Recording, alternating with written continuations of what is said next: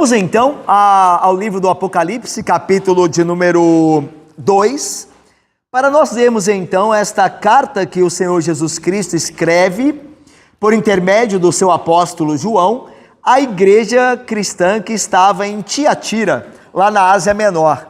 Então vamos então a este trecho da Escritura Sagrada, do livro de Apocalipse, capítulo 2, de 18 a 29. Eu farei a leitura aqui desta carta, que é das cartas às igrejas da Ásia a maior.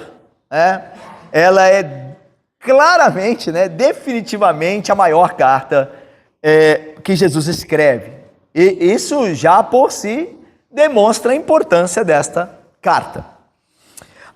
Vamos ver então o que está escrito, as palavras do Senhor Jesus Cristo àquela igreja e obviamente a nós também, entendendo o contexto e aplicando pelo Espírito Santo ao nosso coração. Então diz assim o Senhor Jesus à igreja lá em Tiatira: ao anjo da igreja, ao pastor, ao líder da igreja, o pastor enviado, o mensageiro, em Tiatira escreve: estas coisas diz o Filho de Deus, que tem os olhos como chama de fogo e os pés semelhantes ao bronze polido. Conheço as tuas obras, o teu amor, a tua fé, o teu serviço, a tua perseverança e as tuas últimas obras mais numerosas do que as primeiras. Tenho, porém, contra ti o tolerares que essa mulher, Jezabel, que a si mesmo se declara profetisa, não somente ensine, mas ainda seduza os meus servos a praticarem a prostituição e a comerem coisas sacrificadas aos ídolos. Dei-lhe tempo para que se arrependesse. Ela, todavia, não quer arrepender-se da sua prostituição. Eis que a prosto de cama, bem como em grande tribulação os que com ela adulteram, caso não se arrependam das obras que ela incita. Matarei os seus filhos, e todas as igrejas conhecerão que eu sou aquele que sonda mentes e corações, e vos darei a cada um segundo as vossas obras. Digo, todavia, a vós outros, os demais de Tiatira, a tantos quantos não têm essa doutrina e que não conheceram, como eles dizem, as coisas profundas de Satanás, outra carga não jogarei sobre vós. Então somente conservai o que tendes, até que eu venha. Ao vencedor que guardar até o fim as minhas obras, eu lhe darei autoridade sobre as nações, e com cetro de ferro as regerá, e as reduzirá a pedaços como se fossem objetos de barro. Assim como também eu recebi de meu Pai, dar-lhe-ei ainda a estrela da manhã. Quem tem ouvidos, ouça o que o Espírito diz às igrejas. Meus irmãos, há muita coisa aqui, boa, e nós vamos ter o prazer, com a graça do bom Deus, de estudar as coisas que o Senhor Jesus Cristo diz. E uma carta também com uma mensagem bem dura, do Senhor Jesus Cristo àquela igreja e àquela mulher, a quem Jesus chama de Jezabel. E é uma carta de fato digna do nosso temor e da nossa reverência para com o Senhor Jesus Cristo. Mas vamos lá por partes. Então nós estamos vendo começamos aqui a ver a carta da igreja em Tiatira. Tiatira, ela ficava a sudeste de Pérgamo, ela está aqui, aqui, ó. Então, nós começamos em Éfeso, a primeira igreja a receber a sua carta, depois subimos ao norte, Esmirna, depois fomos mais ao norte ainda em Pérgamo. Agora estamos descendo a sudeste, com Tiatira. Então estamos ali onde está onde apareceu aqui nessa setinha vermelha. A cidade de Tiatira, algumas informações sobre aquela cidade no primeiro ou no final do primeiro século depois de Cristo. Essa cidade hoje ela é chamada de Akhisar. Ela fica na Turquia. Essa é aquela região toda ali, né? Da Ásia Menor, que é hoje território da Turquia. Então, a moderna Akhisar era a antiga Tiatira. A cidade é a mais insignificante das 7 cidades, todavia recebe a maior carta.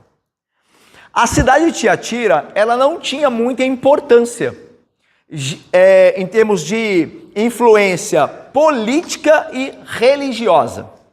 Ela era das cidades, das 7, a menor e a mais insignificante dentre elas.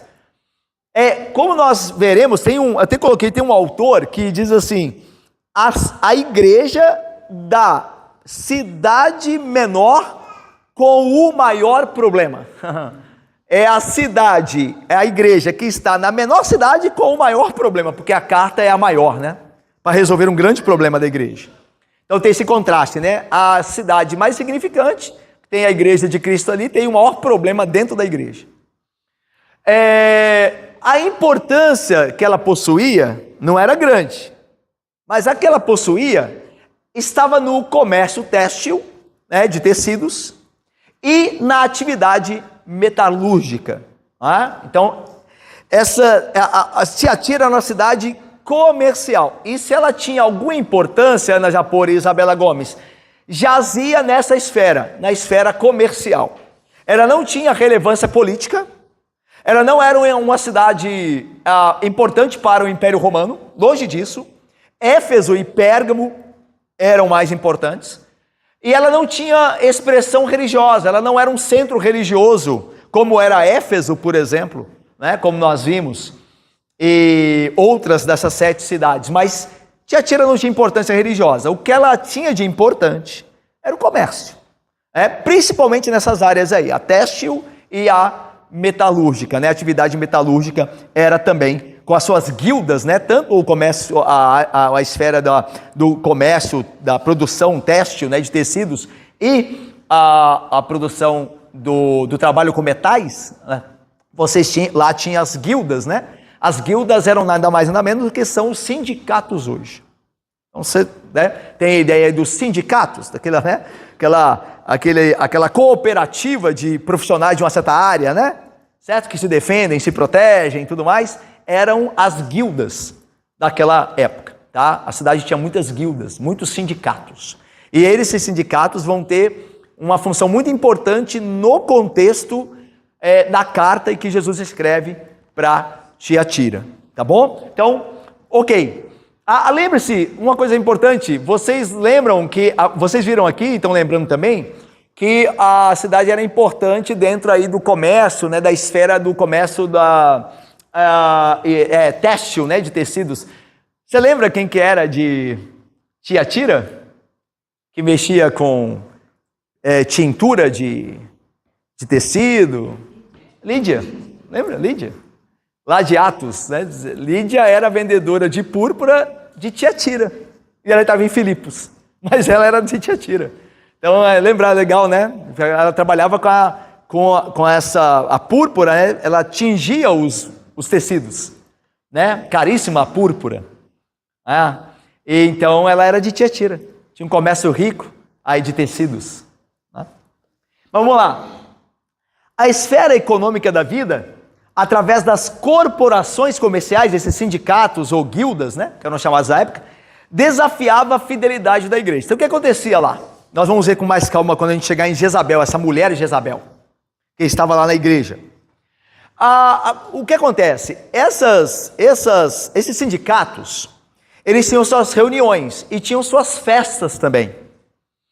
E para você ter uma vida comercial próspera em Tiatira, você tinha que participar dos sindicatos. Você tinha que participar das reuniões e das festas. E geralmente, Luci e Luiz, estas festas acabavam em imoralidade, em práticas imorais, em orgias. Porque eram festas que eram dedicadas a deuses falsos. Os sindicatos também, esse grupo de profissionais dessa época e nessa cidade de Tiatira reuniam-se para apresentar oferendas aos deuses que eram os patronos daquele sindicato. Tudo era paganismo, tudo tinha a ver com deuses. E o cristão era pressionado. Imagina um cristão que trabalhasse lá na área da metalúrgica, ou trabalhasse como Lídia no comércio do tecido. E aí, ela ia participar, não ia dar a oferta dele ao templo que o sindicato exigia. Como é que faria nesse caso? Participar das festas para ter um melhor contato, até comercial, e ao mesmo tempo se expor à imoralidade. Então, era uma tentação que era muito grande e hoje não é diferente, né? Às vezes você numa empresa é chamado para participar, às vezes no seu trabalho, você é chamado para participar de festas, que você sabe que ali há muita gente má, com coisas escondidas sendo tramadas, até no trabalho também, você participar de entrar nisso tudo, senão você fica de fora, senão você não consegue aquela promoção, senão você não vai ganhar ou alçar o posto que você desejaria. Então são tentações que nós temos hoje também, aqueles irmãos em Tiatira passavam. Então veja, aquilo que era o coração da cidade era também no qual os crentes de Tiatira eram tentados, que era participar do comércio, que era altamente religioso, pagão, e com as festas dedicadas a deuses e as próprias oferendas que aqueles sindicatos, aquelas guildas ofereciam aos deuses da cidade. Então, ok? Isso aí é um pano de fundo, né, para a gente entender onde que está a igreja em Tiatira. Entender isso nos dará mais a clareza para entender o problema da igreja, tá? A qual Jesus escreve. Essa é obviamente, né, uma arte feita aí por Iá, né, de como seria Tiatira ali, a qual Jesus escreve, a sua igreja que estava ali naquela cidade de Tiatira. E aqui uma foto das ruínas, né, o que sobrou hoje daquelas construções antigas lá em Tiatira, né, na Akhisar, lá na Turquia. Bom, vamos lá. Voltando aqui. Vamos agora ao texto. Olha aí. Ao anjo da igreja em Tiatira escreve. Quem é que escreve? Jesus Cristo. E como é que ele se apresenta? Ele se apresenta, olha aí. Estas coisas diz o Filho de Deus. Irmãos, esse aqui no Novo Testamento, obviamente, né, quando Jesus vem e se encarna e depois ressuscita e agora é ele glorificado escrevendo, é a única vez que Jesus Cristo se apresenta dessa forma, como Filho de Deus na Bíblia. Nós sabemos que ele se apresenta como Filho de Deus de outras formas, né? Eu e o Pai somos um. Quando ele chama Deus de Pai, ele está se fazendo da mesma natureza divina, certo? Tanto que os judeus lá em João entenderam assim. Quando Jesus diz que eu e o Pai somos um, diz lá o texto assim: então os judeus queriam matá-lo, porque se fazia igual a Deus. Eles entenderam corretamente. Quando Jesus diz assim, eu e o Pai, o meu Pai, está falando de Deus. Se Deus é o Pai dele, então é da mesma natureza. Como um filho tem a mesma natureza do Pai. Então ele é Deus, então está dizendo que é Deus também. Então os judeus entenderam bem, reagiram mal, mas entenderam muito bem. Entenderam melhor do que alguns entendem hoje aí, né? Que Jesus não é Deus, né? Alguns que dizem ser cristãos entendem que Jesus é Deus. Os judeus inimigos entenderam melhor nesse caso, embora tenham reagido mal, com incredulidade. Mas é isso mesmo, Jesus é o Filho de Deus, ele mesmo diz. Essas coisas diz o Filho de Deus. Alguns historiadores dizem que Apolo era uma das divindades adoradas em Tiatira, e Apolo era um filho de Deus. Só que Jesus está dizendo, eu sou o verdadeiro Filho de Deus, a quem vocês deveriam adorar. Mais do que qualquer outra falsa divindade. E aí, mas não continua a descrição, olha aí. Ele vai se descrever como aquele que tem os olhos como chama de fogo e os pés semelhantes ao bronze polido. É a mesma forma, Jesus aparece aqui da mesma forma que se revela a Daniel, o profeta. Lembra que a gente falou que para entender Apocalipse bem, tem que conhecer o Antigo Testamento bem? Eu vou ler para você, Daniel, não precisa abrir não. Daniel 10:6 diz assim, quando Daniel vê o Jesus Cristo, né, obviamente a gente sabe que é Jesus Cristo, porque Jesus está se apresentando da mesma forma que Daniel vê lá. Diz assim na visão de Daniel, o seu corpo era como o berilo, o seu rosto como um relâmpago, os seus olhos como tochas de fogo, os seus braços e seus pés brilhavam como bronze polido. Então agora Jesus diz, eu sou aquele que tem olhos como chama de fogo e os pés como bronze polido. Então foi o mesmo que Daniel viu. Então Jesus Cristo é Deus eterno. Porque antes dele encarnar-se, Daniel viu a sua manifestação. Como é que a gente deve entender fogo, os olhos como fogo e os pés como bronze polido? Olhos como fogo é aquele discernimento completo que Jesus tem. Nada é escuro para que Jesus não veja. Ele vê tudo. Ou seja, aquilo que passa desapercebido, ele vê porque ele tem os olhos como chama de fogo. Para Ana, a igreja em Tiatira, isso pode ser muito bem aplicado no seguinte sentido. Nós vamos ver que Tiatira é elogiada pelo amor, pela fé, pelo trabalho, pelas obras que agora eram maiores do que as outras. Lembram-se aí? Viram no texto? Mas Jesus vê além, ele vê uma mancha que ninguém estava vendo. Daí ele diz, eu tenho os olhos como chama, eu vejo que ninguém, o pequeno erro que passa desapercebido, aquele câncer que está no início, que ainda não foi detectado, Jesus vê. Então, apesar da igreja estar indo bem em muitas áreas, tinha um problema seríssimo, que ninguém tinha visto, e ele vê. Daí, eu sou aquele que tem os olhos como chama de fogo. E aí ele vai dizer dos pés como bronze polido. Lembra que uma das áreas que Tiatira mais se destacava era a área da metalúrgica, né? E Jesus vai dizer que ele é aquele que tem os pés como bronze polido. A ideia aqui, meus irmãos, é aquele que tem poder para esmagar o mal que ele percebe, que ele vê. Então veja, eu tenho os olhos, lismar, como chamas de fogo, e os meus pés são como bronze polido. A força do bronze para esmagar o mal que ele vê. Tanto que é isso que ele vai fazer com a tal da mulher chamada Jezabel, que ele a intitula assim. Ele vai dizer, eis que a prosto de cama, nós vamos ver isso, que é a morte para aquela mulher, e mata os seus filhos.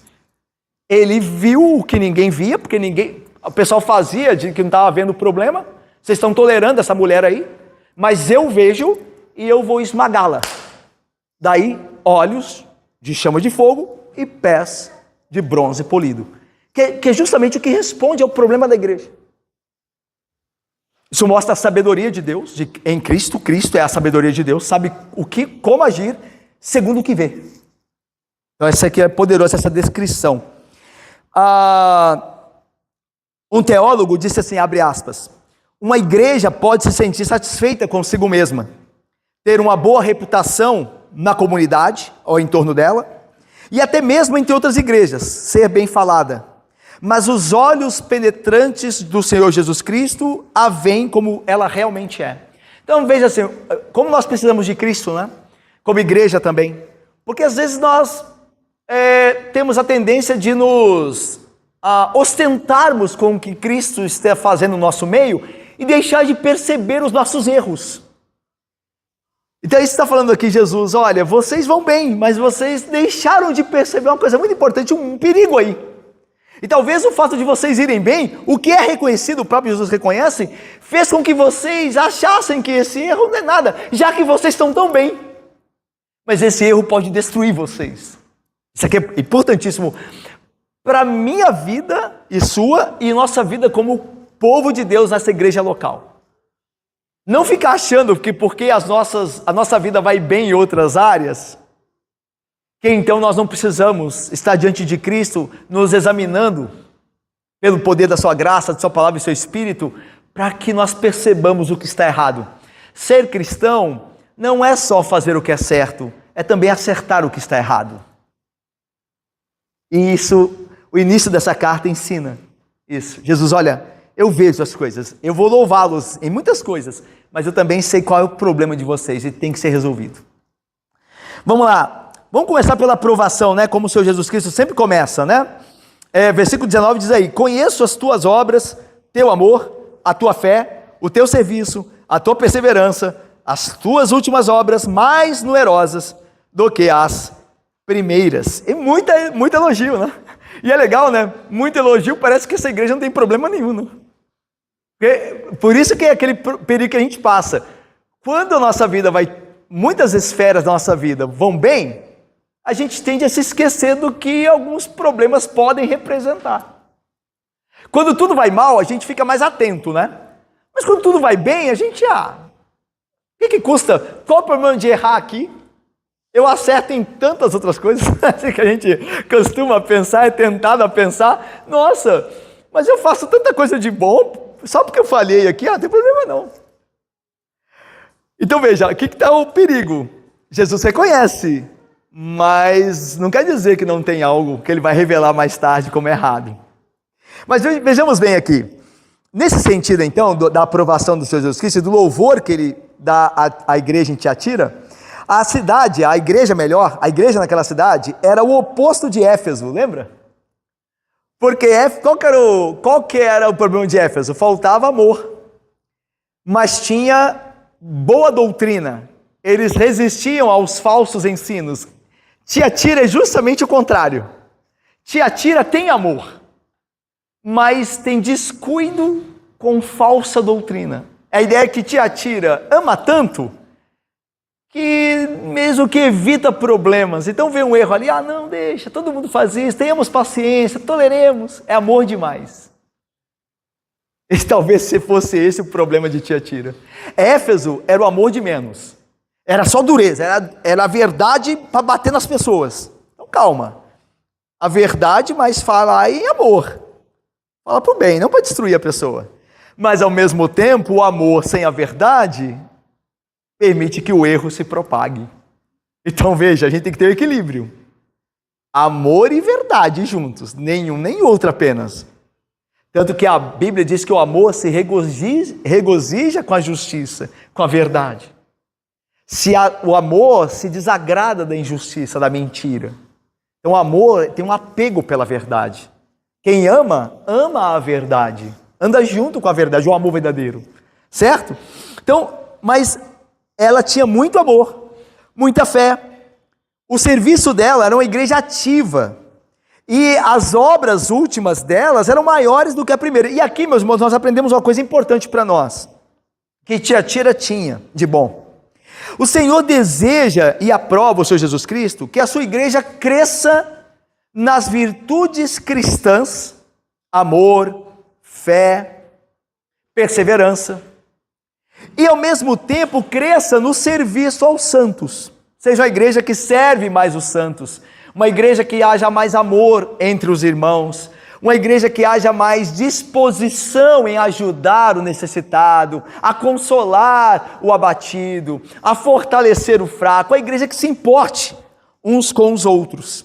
O Senhor Jesus Cristo não só deseja, como ordena e aprova a igreja que faça, e espera que a igreja cresça nisso. Então veja, os de Tiatira, os crentes ali, estavam crescendo em amor, serviço, fé e perseverança, evidência da contínua obra transformadora do Espírito Santo em suas vidas. Era uma igreja cristã, a igreja de Tiatira, tanto que Jesus a louva por isso. Não quer dizer que não tenha problema, né? Não é uma igreja perfeita, você sempre terá problemas, podem ser maiores e menores. No caso de Tiatira é um problema grave, mas não quer dizer que não é uma igreja. Era a igreja verdadeira. O Espírito Santo estava trabalhando a fé, o amor, a perseverança neles. A questão é que esses crentes não estavam estagnados em sua espiritualidade, mas eles estavam crescendo, como Paulo diz em 2 Coríntios, a semelhança de Cristo. Em um ambiente, veja, em um ambiente corrompido. Esse aqui é legal, né? É maravilhoso isso. Será que eu posso ser crente num mundo tão corrompido? Claro que pode. No poder de Cristo Jesus. Tudo posso, diz Paulo, no que me fortalece. Então essa ideia de você ouvir alguém que diz que é crente, mas que anda meio na impiedade, porque ao redor dele só tem impiedade, ele diz que tem que ser assim, isso é mentira, é engano. Porque você vê homens aqui, uma igreja dentro de um ambiente totalmente corrupto, idólatra, crescendo em amor, fé, perseverança. Isso é possível biblicamente. Como eu disse, em Cristo, tudo é possível em Cristo. Então veja, é desculpa nossa quando nós não crescemos e tentamos colocar a culpa na minha família que me atrapalha, no meu marido que não me ajuda, na minha esposa que não me ama ou não me respeita, nos meus filhos que mais me atrapalham do que me auxiliam, nos meus pais que dão um mau exemplo. Isso é desculpa. Biblicamente é desculpa vã. Porque se nós olhamos para Cristo, independente do que nos cerca, nós teremos crescimento espiritual pelo poder de Cristo. Então, peçamos a Deus graça de não inventarmos desculpas para a nossa falta de crescimento, mas que busquemos em Cristo, mesmo que o ambiente não nos ajude. Aliás, é provado tanto pela Bíblia quanto pela história que Deus dirige, que a igreja cresceu sempre quando cercada de impiedade. É ali que ela realmente floresce. Quando ela é perseguida, quando ela é oprimida, quando o mal, como diz um ditado, né? Quanto mais escura a noite, maior o brilho das estrelas. É verdade. Quanto mais a noite é escura, mais o brilho da estrela é testemunhado. Assim também. Quanto mais corrupção no mundo, mais santidade da igreja. Fica mais evidente esse contraste. Então, irmãos, cresçamos. Olha o que Pedro diz, falando da igreja a qual Pedro escreveu. E que vocês cresceram na graça e no conhecimento do nosso Senhor e Salvador Jesus Cristo. Então Pedro diz à igreja que ele escreve, a igreja dispersa, que essa igreja é a igreja que crescia na graça e no conhecimento. Então é possível e é isso que Deus quer e o que Jesus aprova. Ok? Então, irmãos, como é que está a nossa vida cristã? Pense aí, 5 anos atrás, você tem crescido? Tem se parecido mais com Cristo? Tem conhecido mais da vontade dele? Tem obedecido mais a Cristo? Tentações que te eram mais difíceis, hoje são menos? Você tem mais força contra aquela tentação que você geralmente cedia com facilidade? Como é que está a sua vida espiritual em termos de crescimento? Ela está estagnada? Pior, porque lembra que estagnação é sempre lá o status anterior da corrupção. Para se corromper, primeiro tem que se estagnar. A pessoa para e começa a voltar para trás. Então, estagnação é derrota por si mesmo. Se está a mesma coisa de sempre, já não está bem. Então, como é que nós estamos? Cabe essa pergunta. Porque Jesus Cristo ordena e aprova crescimento em virtudes cristãs, em serviço. Ok? Mas, vamos lá. Parecia tudo perfeito, né? Se o Senhor Jesus Cristo tivesse parado aqui, essa igreja seria exemplar de Tiatira. Mas, infelizmente, o Senhor Jesus Cristo prossegue mostrando a repreensão dele quanto o problema sério ali. Ele vai dizer assim, olha, tenho porém, o versículo 20, alguém lê aí, por favor. Tenho porém contra ti, tolerares que essa mulher.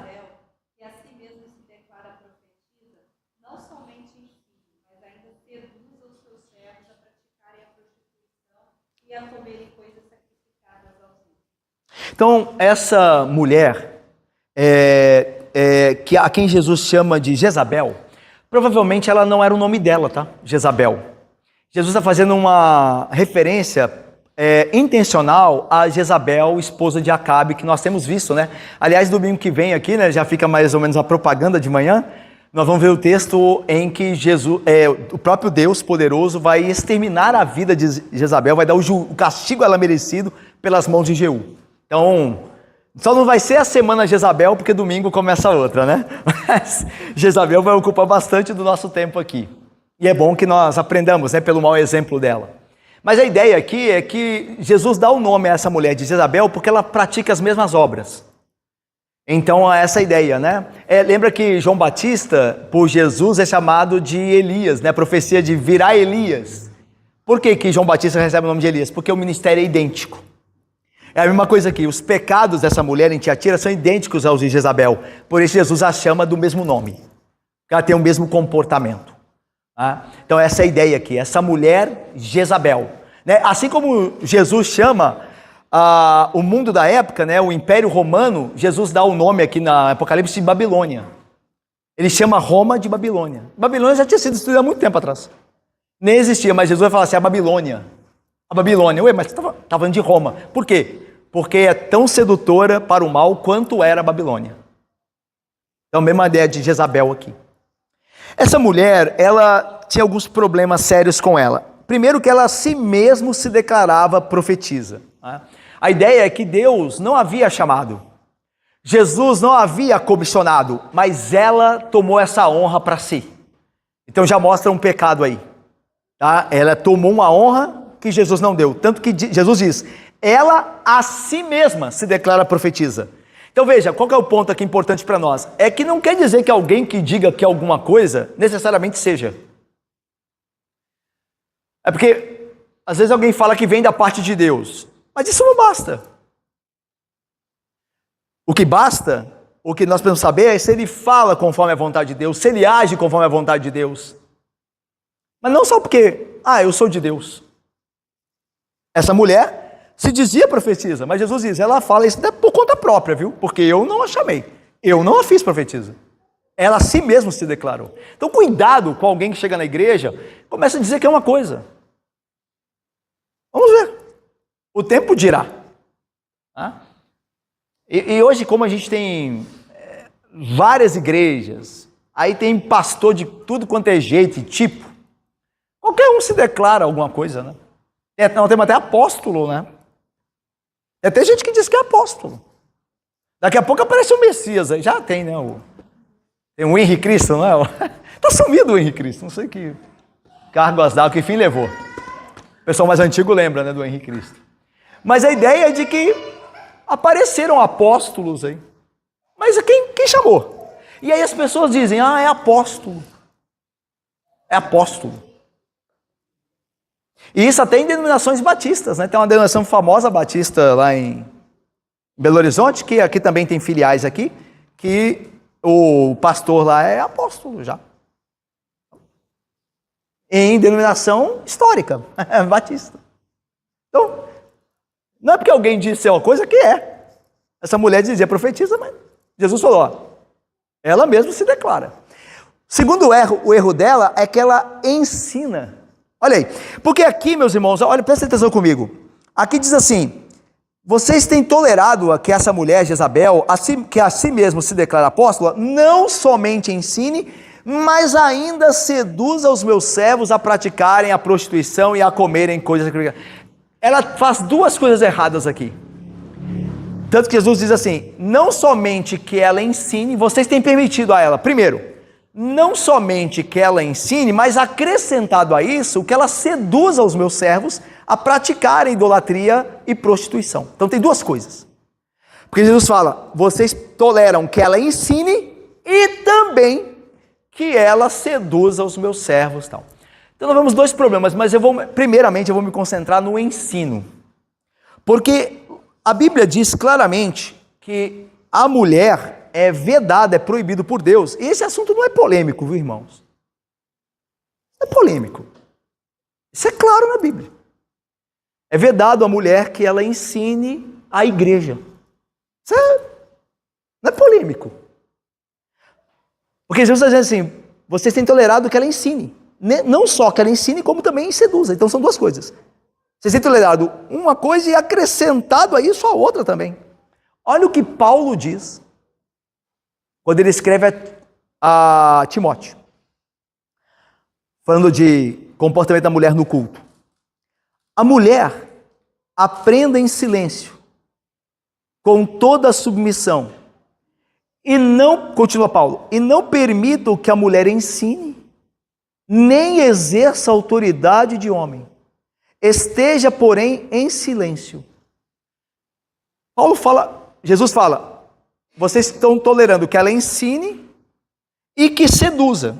Paulo vai dizer, eu não permito que ensine e nem que exerça autoridade de homem. Então, o não ensinar na igreja está proibido por Jesus Cristo, por ele mesmo, na carta a Tiatira, quanto com Paulo em Timóteo. Porque Paulo diz, e proíbo que a mulher ensine, ela não pode ensinar nem exercer autoridade de homem. São duas coisas distintas. Ok? Veja lá com calma. Eu coloquei aqui rapidamente, por que é proibido por Deus que a mulher ensine a igreja? Tem um vídeo rolando aí de uma pastora que falou de abuso aí, tá Vocês não veem isso não, que vocês estão tudo reformados, vocês estão Vocês não veem essas coisas, não. Só o pastor que vê esses negócios. Não é que eu vejo, eu recebo esses negócios. Eu recebo. Receba, né? Aí, receba. Toma aí, pastor. Mas vocês vivem, gente, vocês vivem no céu, né? Isso é bom demais. Fique aí, viu? Fique aí. Mas esses dias apareceu uma pastora aí falando de abuso, de liderança e tudo mais. E aí, foi até na Globo, lá, a Globo News chamou ela. Se a Globo News chamou, o negócio tem alguma coisa errada, né? Mas aí vamos lá. Aí essa pastora, é uma mulher que ensina. A nossa igreja vai ter agora o Concílio Maior. Eu sempre falei Supremo Concílio, mas tem alguma coisa errada nisso, né? Chamar o nosso concílio de Supremo. Quem é Supremo, gente? É Deus. Deus é que é Supremo. Supremo Concílio? Concílio Maior. Melhor, né? Melhor. O nosso Concílio Maior vai reunir-se agora. Quando eu falar Supremo Concílio, você me perdoa, viu? Porque é muito tempo falando. Mas você já sabe o que eu penso. Nosso Concílio Maior vai se reunir agora. Já tem carta para ser tratada, proposta de mulher pregando na igreja. Para mulher pregar na igreja. Mas, segundo os proponentes, não ser pastora. Só pregar. Mas, irmãos, o que o pastor faz? O pastor prega. O pastor visita, administra sacramento, mas por que ele é conhecido como o quê? É pregador, um pregador. O que eu mais faço aqui é pregar, é ensinar para vocês. Biblicamente, a Reforma Protestante chama o pastor de ministro ordenado do quê? Da palavra. Porque ele é o responsável pelo ensino. Vocês acham que se uma mulher começar a pregar na igreja, o passo para ela ser ordenada pastora é bobeira? Ela já está fazendo o que o pastor faz, gente. Você acha que vai aparecer alguém e falar assim, por que não ordena ela? Ah, porque só homem pode. Não, mas ela já prega. É o próximo passo. Vocês sabem como, quando começou as igrejas, na história, nunca houve pastoras, na história da igreja protestante. Você sabe quando começou? A primeira pastora surgiu ordenada? No século XX. Em 1600, a partir de 1657, 60, que começou. Junto disso, aconteceram dois movimentos na história. Liberalismo teológico, que é colocar a Bíblia em dúvida. O movimento liberal é esse, começar a duvidar dos textos bíblicos. E outro movimento que foi formalmente apresentado à sociedade, já era a segunda onda dele, feminismo. Com a famosa de Beauvoir. A Simone. Não a Quaresma, né? De Beauvoir. A Quaresma está do lado nosso. Mas a ideia é a seguinte: é que junto desses dois movimentos é que vai surgir pela primeira vez mulheres pastoras. Dentro do movimento liberal, que critica a Bíblia e duvida do que a Bíblia diz, e do feminismo. Não é coincidência demais? Porque nunca teve. E quando aparece é junto com o movimento liberal e feminista. Outra coisa, nos lombos do feminismo, dentro da igreja, sempre vem o homossexualismo. Sempre. Na igreja da Europa, se é que tem igreja lá, é isso. A PCUSA, que é a Igreja Presbiteriana dos Estados Unidos, que trouxe o evangelho para cá, através do Archibald Graham Simonton, ela já tem pastores homossexuais. Mas ela começou com pastores? Não, ela começou com pastores mulheres, pastoras. Porque o argumento vale para os dois. É o mesmo argumento. É o argumento cultural, é o argumento social, o argumento que a mulher já se empoderou, já tem direitos. E, obviamente, a corrupção do texto bíblico. Obviamente. Mas vamos ver alguns motivos pelos quais é proibido por Deus que a mulher ensine a igreja. E é proposital que eu coloque a igreja, porque a igreja é o corpo de Cristo, homens e mulheres reunidos. Não é, como nós veremos, não é proibido a mulher que ensine outras mulheres e não é proibido a mulher que ensine crianças. Pelo contrário, há exemplos na Bíblia, no Novo Testamento, de mulheres ensinando mulheres e ensinando crianças. Mas ela não pode ensinar a igreja, porque ela está subvertendo a ordem do homem como cabeça e como líder. Mas vamos ver, biblicamente, no que a gente se fundamenta. Primeiro, ordem da criação. Quando Paulo fala sobre não permite que a mulher ensine, nem exerça autoridade de homem, olha como Paulo continua esse texto. Porque, olha o fundamento dele. Por que ele diz que a mulher não pode ensinar nem exercer autoridade de homem? Ele se fundamenta em quê? Em cultura? Ah, porque eu não gosto. Ah, porque a cultura não é assim, gente. A nossa cultura não entende isso. É nisso? Olha no que ele se fundamenta. Porque primeiro foi formado Adão, depois Eva. E Adão não foi iludido, mas a mulher, sendo enganada, caiu em transgressão. Todavia, essa mulher será preservada através de sua missão de mãe, se ela permanecer em fé e amor e santificação com bom senso. 1 Timóteo 2, 11, 15. O argumento de Paulo a Timóteo não é cultural, é criacional. Está na base da criação. Deus criou o homem para liderar, em amor. E criou a mulher para ser submissa. Uma mulher ensinando na igreja, ela inverte isso. Ela está exercendo uma posição de autoridade. Tem alguns teólogos que acham que a mulher pode ensinar publicamente, mas o ensino dela é um ensino de segunda categoria, que eu acho que fica pior do que o emendo. É mais ou menos assim, você está ouvindo o pastor, e aí você está ouvindo alguém que tem autoridade mesmo, você tem que prestar atenção. Quando é uma mulher, se eu quiser eu presto, se eu não quiser eu não presto, porque não tem tanta autoridade ali. Irmãos, ninguém na igreja faz ou tem esse raciocínio, ninguém.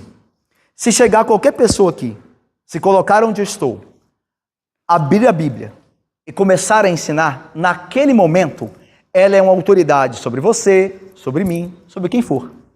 Porque ela está ensinando a palavra de Deus. A palavra que tem autoridade em si mesmo. Então não existe esse negócio de autoridade menor, autoridade maior.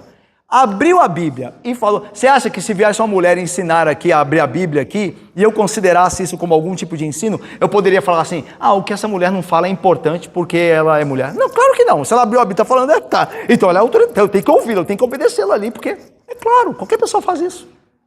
Porque na igreja o ensino, ele é, por natureza, autoritativo, porque é o ensino de Deus. E a pessoa que ensina tem autoridade sobre as demais. Esse argumento é falho. Então veja, o ponto de Paulo não é social. A época era machista. As mulheres não ensinem, porque nós estamos vivendo uma época machista, misógina, então, por favor, vamos esperar o pessoal evoluir. Não é um argumento de Paulo. O argumento de Paulo é teológico criacional. Deus criou o homem para liderar e a mulher para em submissão ajudá-lo. E não é porque, veja lá, tem que sempre falar, né? Não é porque a mulher é melhor do que o homem, ou o homem é melhor do que a mulher, porque são ambos de valores iguais diante de Deus, ambos foram criados à imagem de Deus, mas com funções diferentes.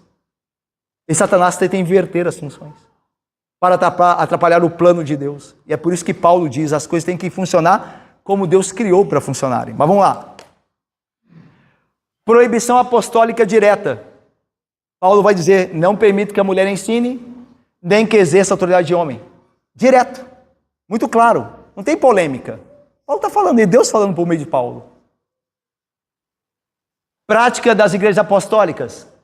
1 Coríntios 14, as mulheres estejam em silêncio com relação ao ensino na igreja de autoridade. Estejam em silêncio. Então, a prática apostólica qual que era? A mulher não ensinava na igreja. Não exercia a autoridade de homem também. Na prática apostólica, das igrejas apostólicas. Natureza do ofício pastoral. Deve ser homem, lembra?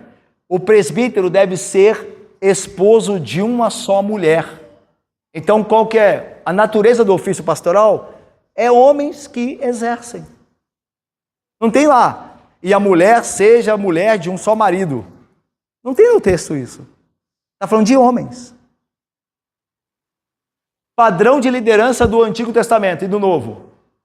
No Antigo, patriarcas, sacerdotes e reis, todos homens. Não tem nenhuma matriarca. Não tem nenhuma sacerdotisa. Não em Israel. Ao redor de Israel, o que mais tinha era sacerdotisa.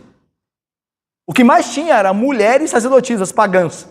Mas em Israel, sempre homens.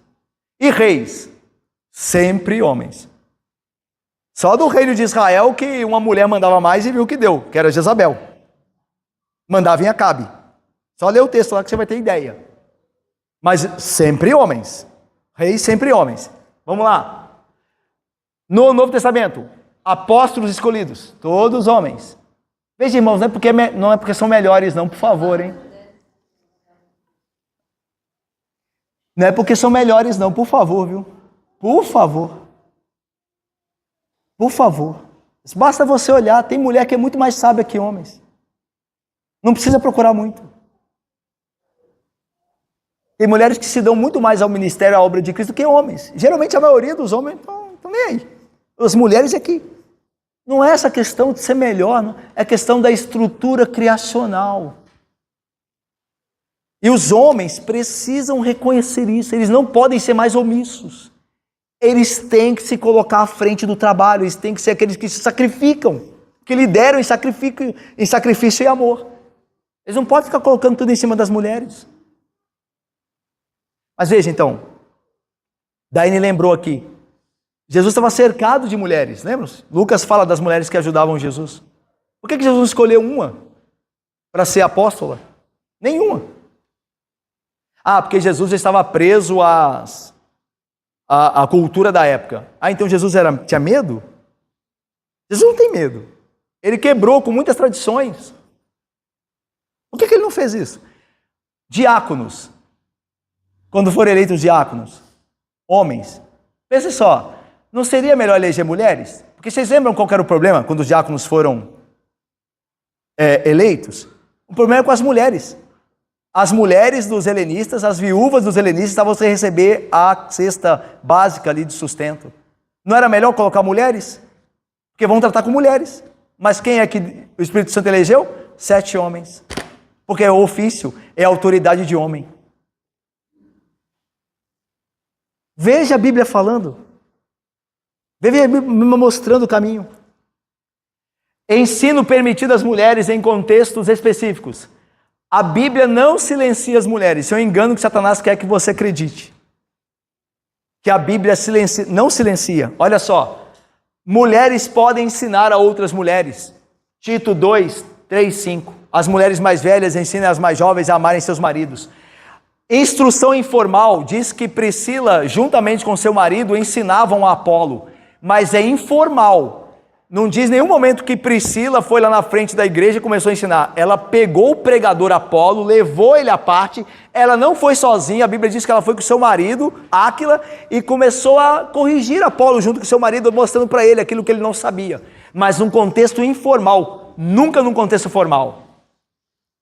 Mulheres ensinam crianças. Timóteo aprendeu com a sua avó e com a sua mãe a fé no Deus Yahvé e depois se converteu a Cristo por meio do ministério de Paulo. Mas ele aprendeu da sua mãe e da sua avó, mulheres, a fé.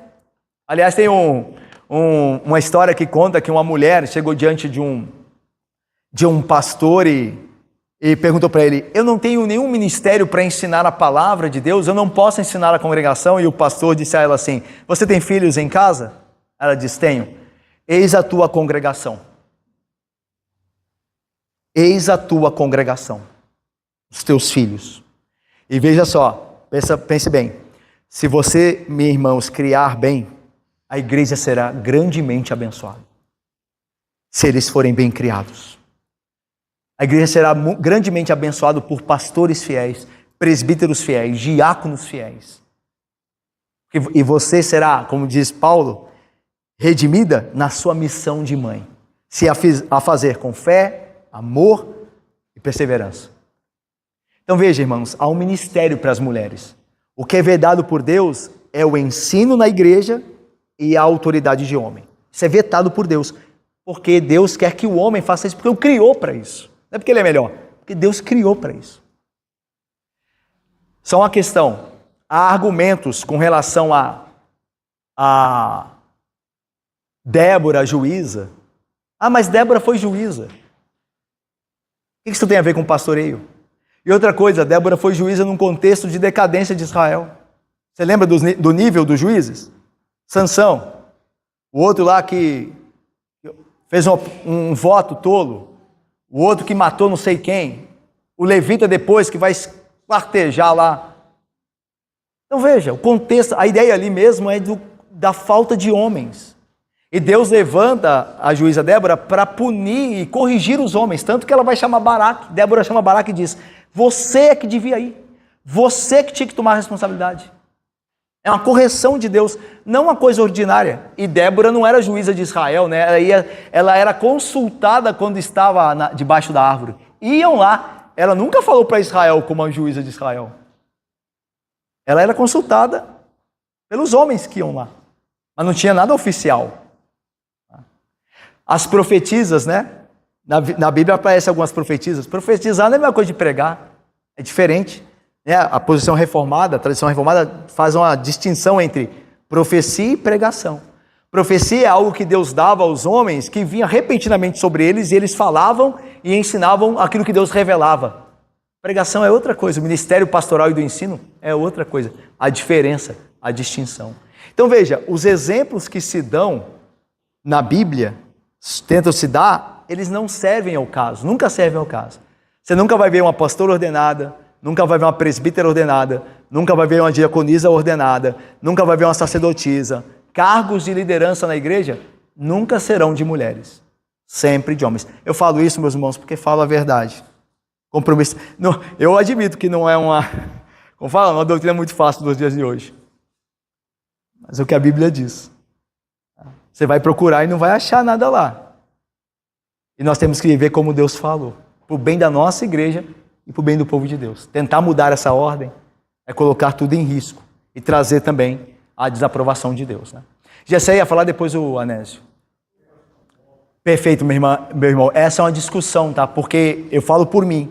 Eu não tenho ciência de que a IPB, de fato, né? Eu nem posso falar em termos de autoridade, porque não a tenho, né? Não posso falar pelo concílio, né? Maior. Mas eu não sei de instruções assim. Mas eu sei, por exemplo, que a Natália, que é a missionária, uma das missionárias que nós ajudamos, quando ela entrou em contato com a nossa igreja e quis a nossa ajuda, eu perguntei a ela qual era o tipo de serviço que ela ia fazer lá.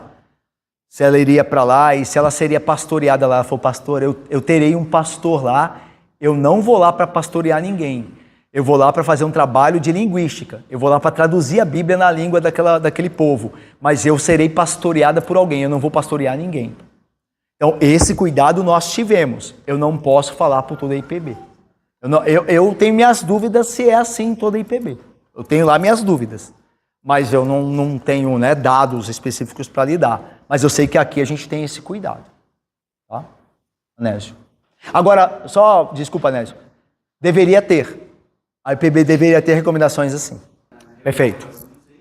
Tá, veja lá. Boa pergunta. A questão lá, como os reformados, na sua maioria, têm entendido o texto, é o seguinte. Quando é uma profecia, é mais ou menos assim. Quando alguém recebe de Deus uma revelação sobre a palavra dele, é como se visse um insight. Você tem uma doutrina e Deus na sua mente, no seu coração, explica aquela doutrina, dá uma clareza de entendimento a você, e você traz um ensino informal a alguém sobre aquilo. Está dando para entender? Por exemplo, nós estamos aqui tal, aí nós estamos aqui no culto tal, e veja, não é, a gente crê que é um dos dons que ficaram lá em Corinto, né? Você hoje tem a pregação da palavra formal pelo pastor. Mas vamos supor, alguém lá na hora recebia uma revelação desse sentido, de uma clareza doutrinária, de uma pregação ou de uma palavra que ouviu, e aplicava aquilo a alguém. Minha irmã, olha, você tem que fazer isso aqui à luz da Bíblia. Você tem que louvar a Deus dessa forma. Minha irmã, entendeu?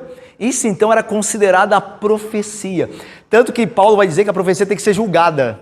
Lembra? E quem julgava lá eram os homens. Não as mulheres, quem julgava eram os homens. A ideia é que aquela recomendação profética, aquela instrução profética, tinha que ver se vinha mesmo de Deus ou não. Mas é nesse sentido, não que ela assumia lá o púlpito, né? E pregava, porque também essa designação é mais nova, né? Essa de pastor mesmo, do púlpito, ela, né? Mas a ideia mesmo é de receber algo da parte de Deus que tem a ver com a doutrina e exortar alguém, ensinar alguém ali. E não publicamente com oficialato sobre.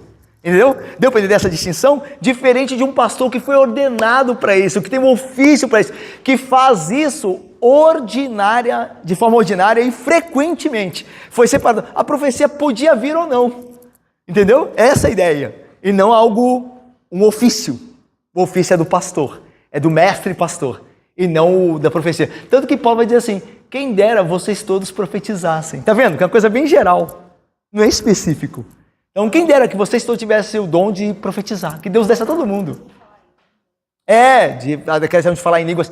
Profetizar é melhor do que falar em línguas, lembra? Nesse sentido, da instrução na hora ser inteligível. E língua poderia não ser, se não houvesse um intérprete e tudo mais. Então, a profecia é uma palavra que vem repentinamente a alguém, segundo a doutrina, porque tem que ser julgada, então é segundo a doutrina, para consolar, confortar alguém ali na hora. Entendeu? Essa é a ideia de profecia ali.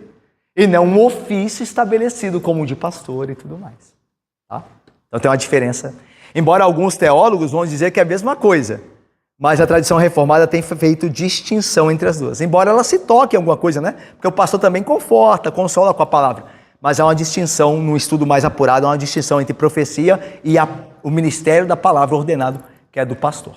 Tá? Irmãos, o tempo, né? Eu queria gastar tempo nisso aqui, porque como eu falei com vocês, né? O nosso concílio maior, ele está recebendo pedidos para que mulher pregue na igreja. Que a mulher seja liberado pregar na igreja. Porque hoje é proibido pelo Supremo Concílio. O Concílio Maior, né? O Concílio Maior... Não, mas falei com vocês, paciência. O Concílio Maior, ele hoje diz que não. Mas há documentos sendo enviados, propostas a acontecer isso. E o meu ponto, eu quis gastar tempo aqui. E aí na próxima quinta-feira, a gente continua, tá? Com Tiatira, qual do tempo. Mas eu quis gastar tempo porque nas igrejas, eu creio, a gente não fala muito disso.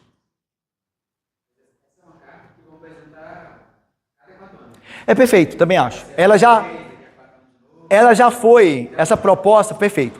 Essa proposta já foi rejeitada, né? Em 22.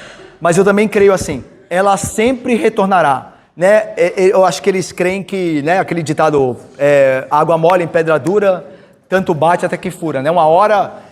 E é sempre, irmãos, o argumento é assim, ó. Eu vou mais um pouquinho, já que a gente vai parar aqui. O argumento é assim: e o que será do trabalho das mulheres na igreja? É muito difícil falar desse tema hoje. Não é polêmico em termos de clareza, é muito clara a posição bíblica. Mas é difícil por quê? Porque parece que se você falar contra, você não ama as mulheres.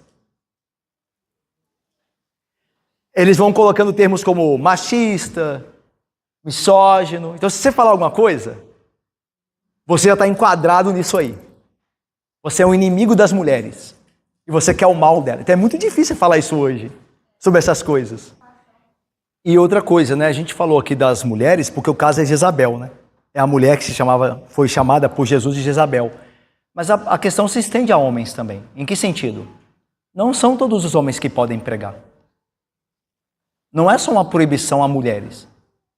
Mas há homens também não chamados. Então não é só. É também as mulheres, por conta do teológico criacional. Mas também há uma proibição de pregar se homens pregarem que não têm o chamado. Eles não podem pregar. Por exemplo, se um homem chegar aqui, que não é pastor, é um leigo, e falar assim, eu quero pregar na igreja, ele não vai pregar. Será ele vedado. Porque assim como a Bíblia tem uma proibição das mulheres, e aí o fundamento é teológico criacional, tem uma proibição a homens que não foram chamados, que aí é um argumento teológico vocacional. Mas é proibição do mesmo jeito. Então não é questão de mulheres e homens. Em suma, é questão do que Deus diz. É do que Deus permite e não permite. E essa luta, irmãos, é uma luta que será travada, já está sendo travada na IPB, será travada ainda mais. Você percebe pelos ventos, né? Que a coisa cada mais...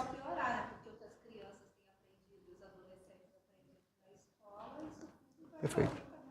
Vai aprender da igreja.